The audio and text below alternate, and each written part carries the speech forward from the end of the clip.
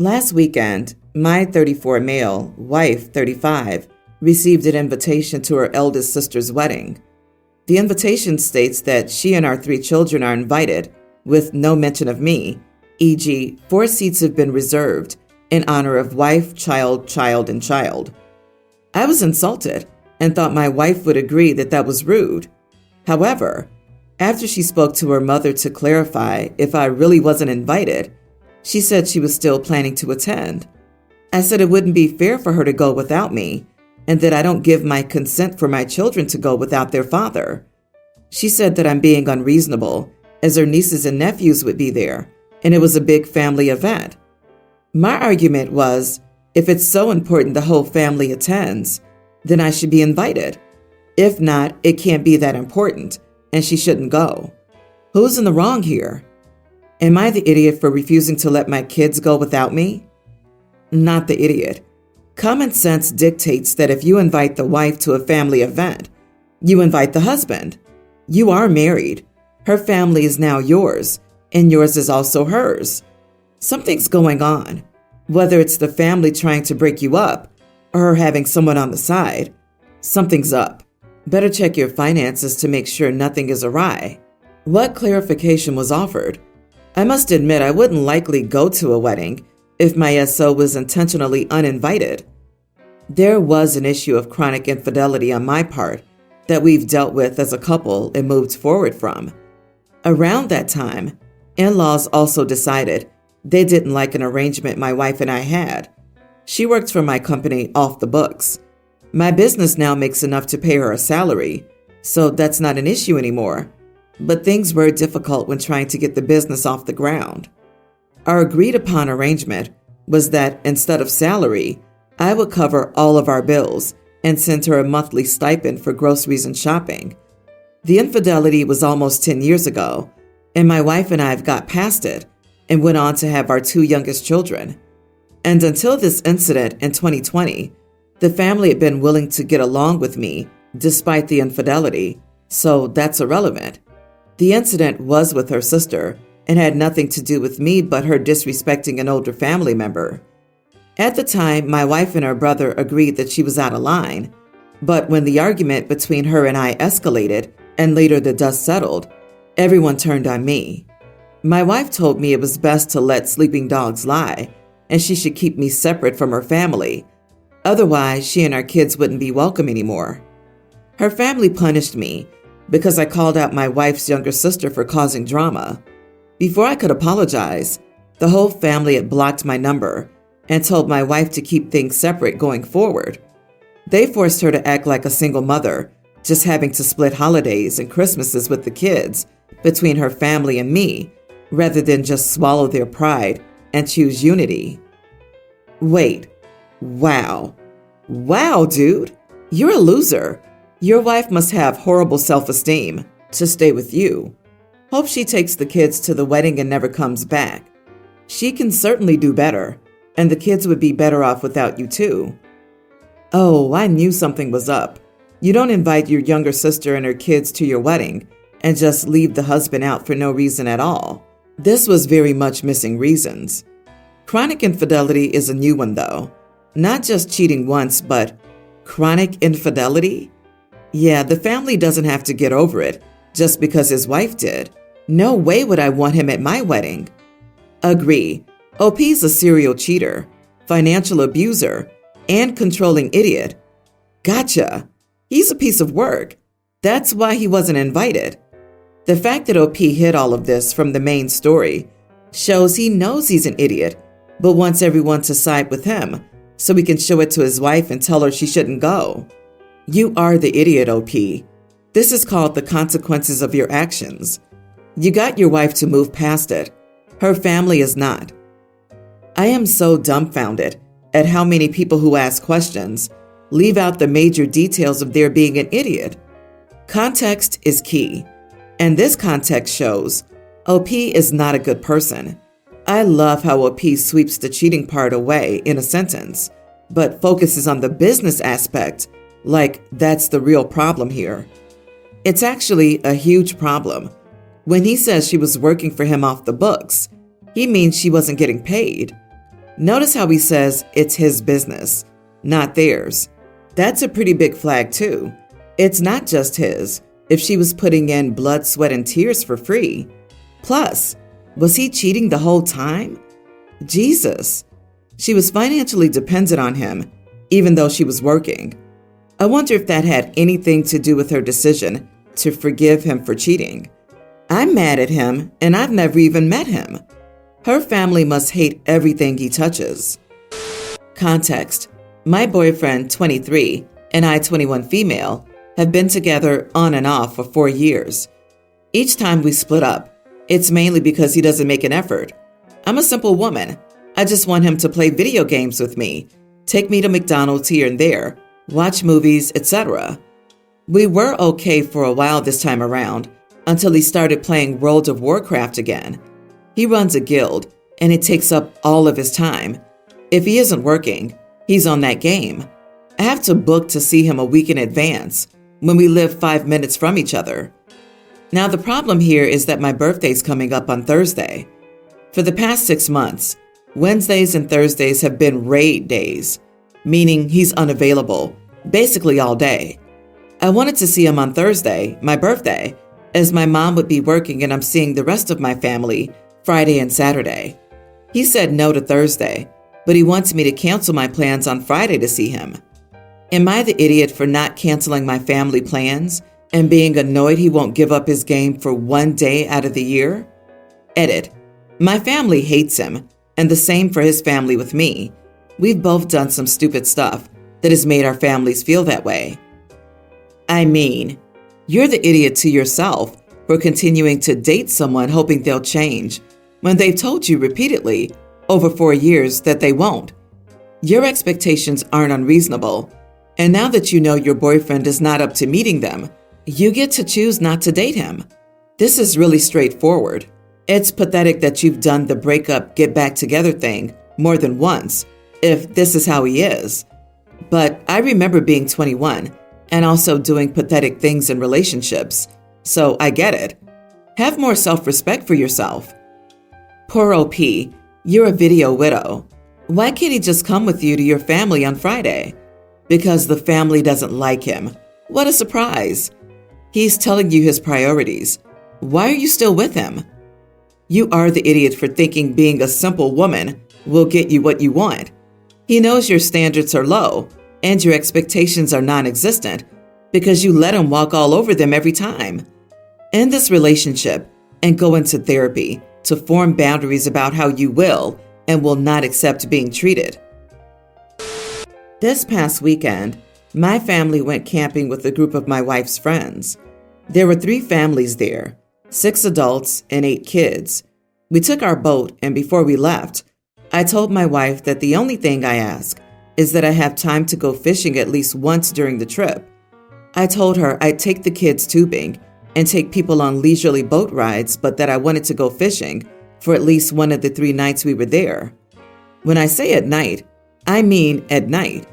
The lake we were camping near is well known for its walleye fishing, and anyone who fishes for walleye knows that the best bites come before sunrise and after sunset, sometimes late into the night, especially during the summer. And after talking with a few locals, they said the nighttime bite has been very good recently. So I plan to spend days taking people out on the boat and at least one night head out and do some night fishing. The first 2 nights I didn't get a chance to go out fishing because the other families had game nights planned and my wife wanted me to participate. Think of family-based games where each family's a team. It was fun and I'm glad we did it. The kids ate it up. The morning of our last full day there, I told my wife I would be fishing that night, and she agreed. After dinner on the 3rd night, I started preparing to head out fishing. It was about 8 p.m. when I was just about to leave the dock. My wife came running over in a panic. Someone driving around on a golf cart hit one of her friend's family dogs. The dog didn't make it. She told me to come to help her talk with the kids about it because they were all very upset. I hung around for an hour or so and helped console the kids. Obviously, everyone was pretty shaken up by it. The kids of the family with the dog wanted to do a funeral service for the dog, so I stayed for that too. By the time that ended, It was 9:30 p.m. The adults got the kids settled in with a movie to try and calm them down, so I told my wife I was going to head out fishing. She immediately got mad and asked me how I could even think of fishing after what happened. I told her there was nothing else for me to help with and that I was looking forward to fishing the entire trip. I reminded her that she agreed it was okay, but she said that things had changed and it would look bad if I went fishing while everyone else was helping her friends grieve. I told her that I had done the family thing the entire weekend and that I was sorry about what happened, but that shouldn't mean I have to give up the one thing I wanted to do for myself. She just turned and walked away without saying anything. I ended up fishing for a few hours, and everyone was asleep when I got back. My wife barely spoke to me the next day and the entire ride home. She told me I made her and myself look bad by leaving like that when everyone else stayed to help. Am I the idiot for going fishing? Not the idiot. You did stay. What did she want you to do? Hold a seance to see if it was okay with the dog to go fishing? I know it's horribly tragic. It was also 100% preventable by being a responsible dog owner. Why your wife cares so much about others' opinions is mind-boggling. I don't want to judge the wife too harshly, but it sure seems like she cares more about looking good in front of her friends than the actual feelings of everyone else. My mother was exactly like this all the time, and it drove us nuts while growing up and well into adulthood. Everyone else's opinions were always more important, no matter what, even if we barely knew them. Now that she, in her own words, is too old to care anymore, she realizes just how stupid and annoying that really was. OP, you did more than enough in this situation. You stayed for most of the memorialization of the poor dog. There were plenty of people there. Always traumatic to lose a pet, but it wasn't your dog. But it was your holiday, which you wanted to make the most of. It's not fair or appropriate to force someone to put on some visual act of feigned grief. So I, nearly adult female, have this old school teacher who I'll call Mr. Miller. His first name is Stephen, which will become relevant later. He's in his late 50s and super strict, especially with the girls for some reason. He also has a special hatred for students who cut class. After some kids in my hour pulled a stunt earlier this year, they asked to go to the bathroom and didn't come back to class. He's had a policy that students can't take their bags to the bathroom. His rationale is that if students leave their bags behind, they'll have to return for them. As you can imagine, this rule frustrated the girls in the class. Unfortunately, as you probably know, often women's clothing doesn't have pockets large enough to fit a pad or tampon discreetly. I've just dealt with it by wearing bulky hoodies and putting my pads in the front pocket. Still, it's been really hot lately, and our school has bad quality AC, so I didn't wear one on Thursday. Anyway, about halfway through Mr. Miller's class, I raised my hand and asked to go to the bathroom. He said yes, and I stood up with my bag, hoping he wouldn't notice. He noticed. He reminded me, in that condescending way that older teachers talk down to teens, that I had to leave my bag in the classroom. I don't know how the exact convo went, but the following is the gist. Me, sorry, I need it. Mr. Miller, I don't care. I make the rules in this classroom. Please go to the bathroom without your backpack or sit down. Me, come on, please, I need my bag. Mr. Miller, all right, I'll bite. Why in the world could you possibly need your backpack? Me, now extremely frustrated and needing to pee really badly, shouted, because I need a pad to soak up the blood that comes out of my lady bits, Steve. I then stormed out, bag slung over my shoulder. When I got out of the bathroom, I was intercepted in the hallway by a guidance counselor and taken to the office. They called my parents and issued me a full week of after-school detention for use of graphic and vulgar language and unauthorized walkout.